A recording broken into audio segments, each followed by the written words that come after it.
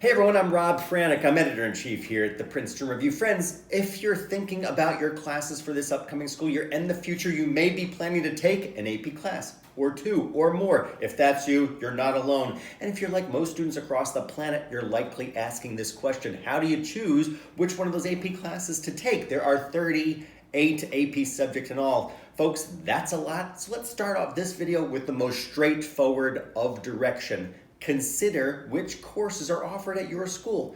Now friends, there are ways that you can take AP courses as well as exams that aren't offered at your school, and more on that in a minute, but it is definitely easier to take an AP class at the same school that you're already at with the same classmates who you already know.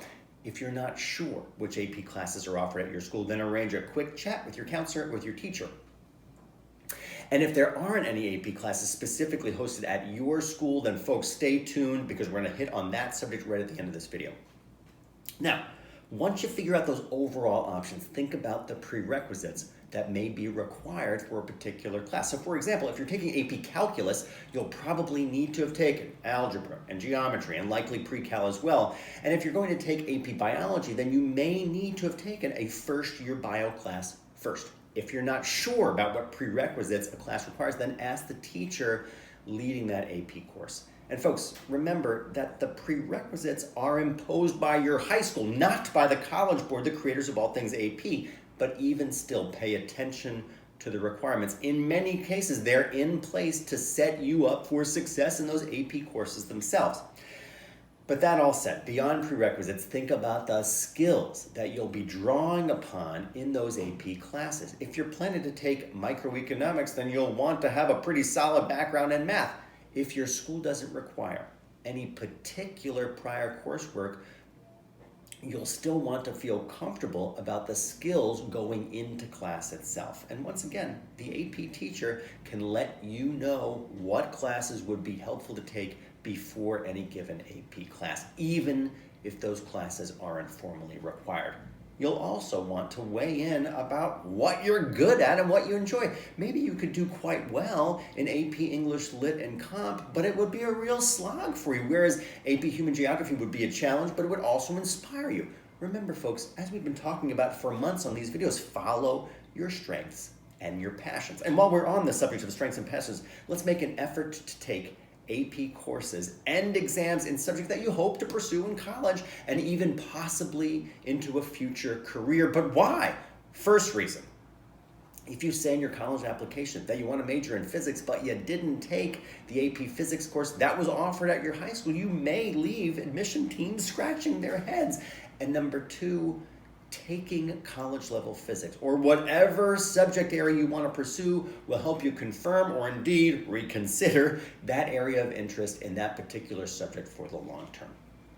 Now, I promised you right up at the beginning part of this segment that we talk a bit about this question. What do you do if you find an AP course on the College Board's list of offerings, but it isn't offered at your school? Well, folks, just because a course isn't offered at your school, or perhaps you're homeschooled or you're in another non-traditional educational situation, that doesn't mean that you can't take the course. You just have to do some extra work. First, investigate what alternatives you have for taking that course at your school specifically. You may be able to take an AP online course for that subject or take it at a local college. Some students even self-study, though I'd recommend getting a teacher or another mentor to help you out if you follow that route. Now, in order to take the corresponding AP exam, which I also recommend doing, be sure to make those necessary arrangements at the beginning of the school year. If your school offers other AP exams, then your AP coordinator should be able to help you get set up with that particular test. Now, if you aren't enrolled at a school that offers AP exams, then reach out to nearby high schools to see if they'll let you sit for exams at their school. Now, folks, this is without question more challenging a route to pursue, but with the help of your teacher and like your counselor, you should be able to access what you need. And as always, we are rooting for you 100% of the time here at the Princeton Review, but I want to leave you with one final thought about those AP exams. They will test you, absolutely. They will test you, but you are also testing them. They're giving you information not just about U.S. history and psychology and computer science, but about what you care about. and what you're interested in and what you're willing to take on and pursue really hard academic work to achieve.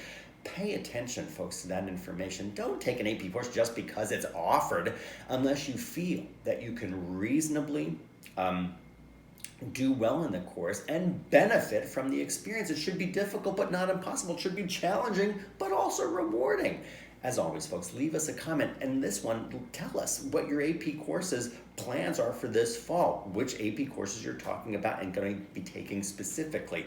As always, folks, thank you so much for watching. Please do subscribe to our channel if you haven't already for the latest updates on AP exams, SAT, ACT, college admission, and much more. Rob Franek signing off for today. Take care.